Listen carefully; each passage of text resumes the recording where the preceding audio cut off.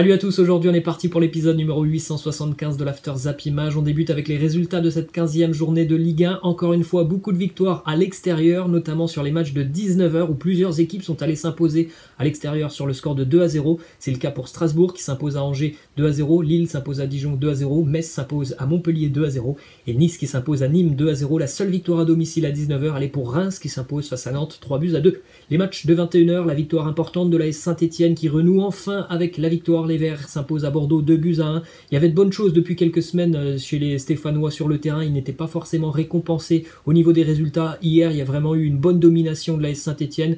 Donc une victoire logique des Verts du côté de Bordeaux. Ça va faire du bien au moral des troupes de Claude Puel qui ne s'était plus imposé en Ligue 1 depuis 3 mois. Match nul entre Lyon et Brest 2-2. Victoire de Lens à Monaco 3-0. Troisième défaite consécutive pour les Monégasques de Niko Kovac. Victoire pour le PSG face à Lorient 2-0. Et Rennes qui a renversé l'Olympique de Marseille en seconde mi-temps 2-1 pour les Bretons. On démarre avec le succès des Dogs qui s'imposent chez le dernier de Ligue 1 Dijon 2-0. On rappelle, ce match c'était le match entre le dernier et le leader. Donc la différence, on l'a tout de suite vu et remarqué sur le terrain. Dijon qui n'a quasiment aucune occasion du match. Une victoire maîtrisée de Lille qui n'a pas eu à forcer son talent. Les buteurs Yazice et Timothy Weah en toute fin de match. Bonne opération pour Lille qui conserve la tête en Ligue 1. Et on rappelle, ce week-end, les Dogs reçoivent le Paris Saint-Germain. Ensuite, une info extra sportive du côté de Lille. Vous en avez certainement entendu parler depuis 48 heures.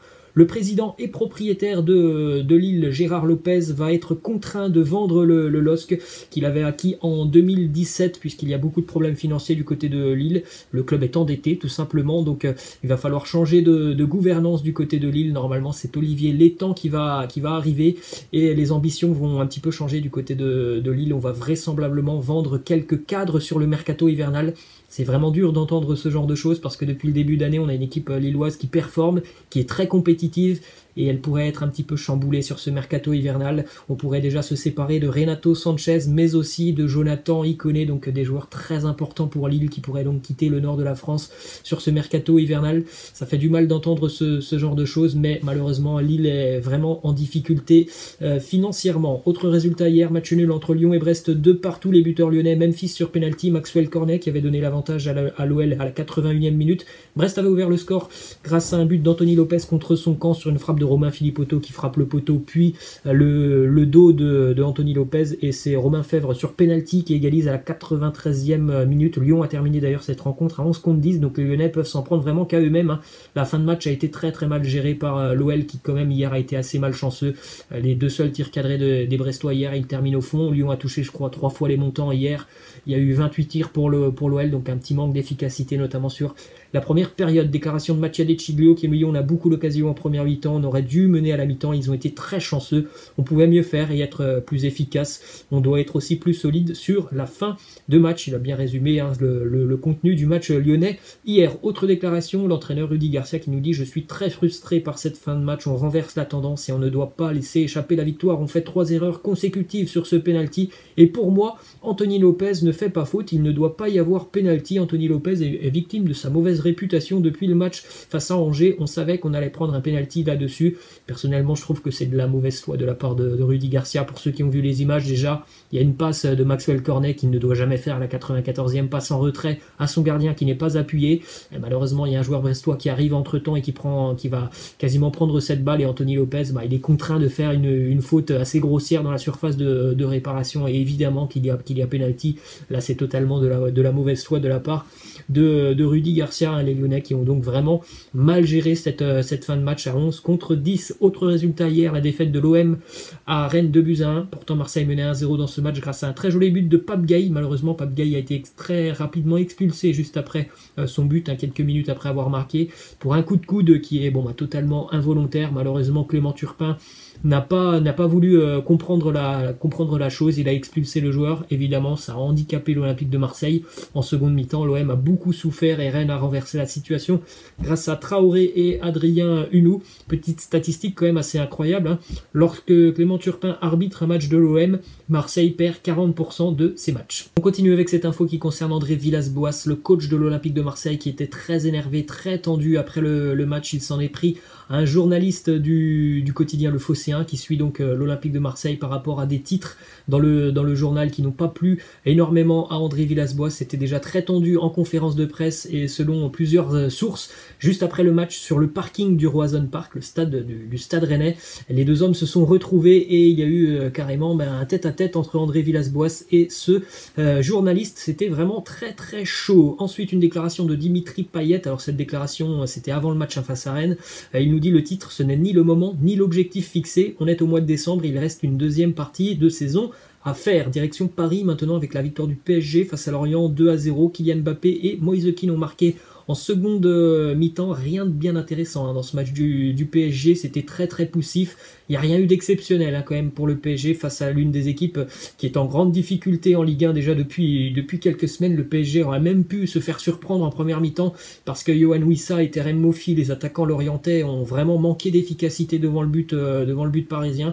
Donc vraiment ça a été une victoire, c'est ce qu'il faut retenir pour le PSG, mais pas beaucoup de choses rassurantes avant de se déplacer du côté de Lille ce week-end. Ensuite, on enchaîne avec cette image. Il y a eu beaucoup de cartons rouges hier en Ligue 1, notamment sur les matchs de 21h.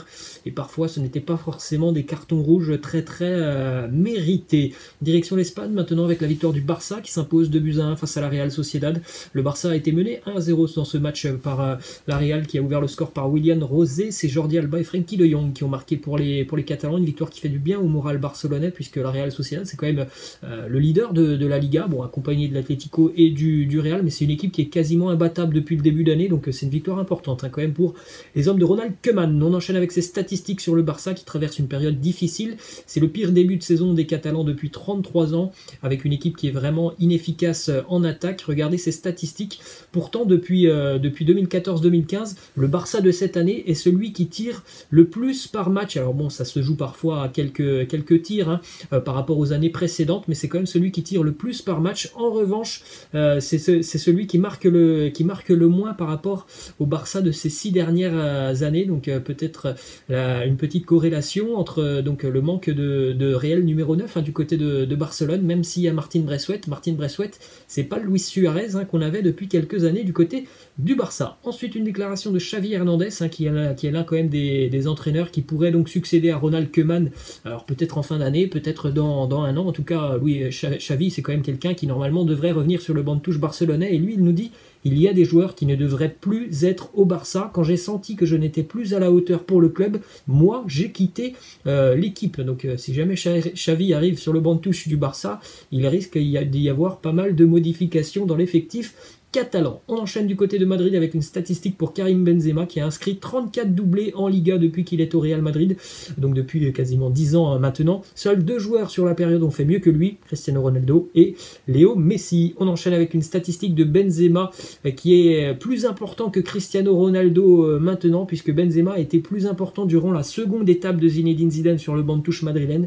Karim Benzema participe à 29% des buts du Real, alors que sur la première étape de Zidane sur le banc de touche madrilène, Cristiano lui participait à 28% donc des buts du Real Madrid. Donc bon, c'est quasiment la même chose, mais c'est quand même des statistiques très impressionnantes pour Karim Benzema qui fait mieux que Cristiano Ronaldo. On poursuit du côté de Madrid avec une bonne nouvelle. Eden Hazard était de retour à l'entraînement collectif hier avec le Real. Le Belge pourrait d'ailleurs être appelé dans le groupe madrilène pour le match de ce week-end face à Eibar. Direction l'Italie maintenant. Vous faites un petit arrêt sur image pour découvrir l'ensemble des résultats de cette journée en Serie A. Match nul pour la Juve face à l'Atalanta, 1-1. Match nul pour le Milan à Gênes, 2-2.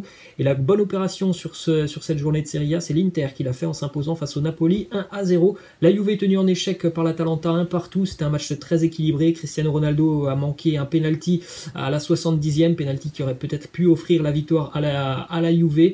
La Juve a marqué par Chiesa, c'est Remo Freuler qui avait marqué pour l'Atalanta Bergame. La bonne opération, on en a parlé, c'est l'Inter qui l'a fait en s'imposant face au Napoli 1-0. Expulsion pour le Napoli de Lorenzo Insigne et Romelu Lukaku va convertir le penalty. Un match où le Napoli a quand même plutôt dominé ce match et les interistes ont été très très efficaces. Très peu d'occasions pour l'Inter sur ce match, mais Victoire pour les hommes d'Antonio Conte qui reviennent donc en tête de la Serie A accompagnés du Milan. Les deux équipes ont le même nombre de points. Petite image assez sympa hier, la petite photo entre deux joueurs qui ont porté le maillot de l'Olympique de Marseille, Maxime Lopez et Franck Ribéry. La Fiorentina a pris un bon point hier face à Sassuolo.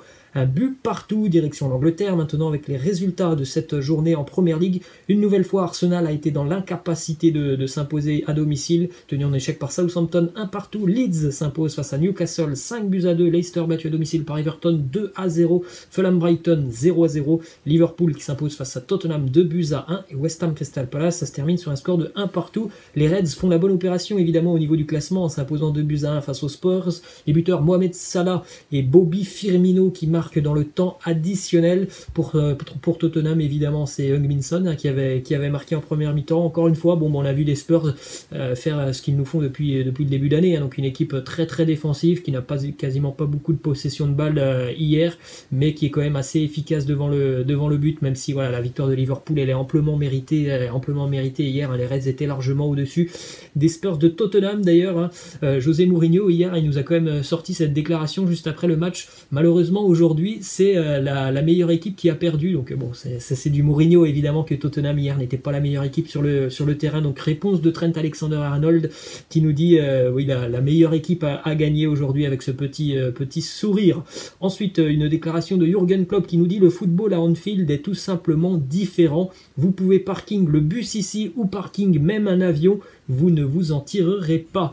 C'est un petit message aussi envoyé à José Mourinho qui est venu comme d'habitude avec ses idées et ses principes assez défensifs hier du côté d'Anfield. Ça n'a pas suffi pour les Spurs pour aller prendre un point, même s'ils n'étaient pas très très loin, parce que Bobby Firmino a marqué sur corner dans le temps additionnel. Ensuite, une info du côté de Manchester City, Kevin De Bruyne, qui pour le moment est lié au club jusqu'en 2023, devrait prolonger son contrat avec les Citizens. Le dossier devrait être bouclé dans les prochaines semaines. Manchester City est très très confiant. Autre info, en Angleterre, West Brom qui se sépare de son entraîneur, le croate Slaven Bilic, qui pourtant a pris un point il y a 2 jours du côté de Manchester City, a été démis de ses fonctions hier. C'est Sam Allardyce qui arrive du côté de West Brom. Sam Allardyce, c'est un entraîneur qui a énormément d'expérience en Première Ligue et en général, lorsqu'on l'appelle, c'est qu'il faut sauver un club pour le maintien. Ça sera encore une fois le cas cette année avec West Brom. Ensuite, on continue avec le triste bilan de Rodrigo, l'attaquant espagnol de Leeds, qui a quand même été recruté 40 millions par les Peacocks de Leeds. C'est 10 matchs, 4 titularisations, un petit but pour l'attaquant espagnol. Direction l'Allemagne maintenant avec les résultats de la veille. Une nouvelle fois, Schalke a été battu, et bon dernier de Bundesliga, Schalke battu par Fribourg, 2-0, victoire pour le Bayern face à Wolfsburg, 2-1. Victoire qui a été compliquée parce que Wolfsburg, c'est leur première défaite de la saison hier au VfL Wolfsburg, en tout cas en Bundesliga. Wolfsburg n'avait toujours pas perdu depuis le début d'année. Victoire pour Leipzig du côté d'Offenheim, 1-0. Leverkusen qui continue avec encore une fois un énorme match, 4 buts marqués hier par Leverkusen à Cologne, 4-0. Et Augsbourg qui s'impose à Bielefeld, 1-0. On fait un petit point au classement de la Bundesliga. Le Bayer Leverkusen toujours en tête devant Munich et Leipzig. Le trou est déjà fait maintenant avec le Borussia Dortmund qui est déjà à 5 points de Leipzig et de Munich en bas de tableau. Schalke est bon dernier avec 4 petits points. On enchaîne avec ses statistiques pour Robert Lewandowski qui a inscrit un doublé hier face à Wolfsburg.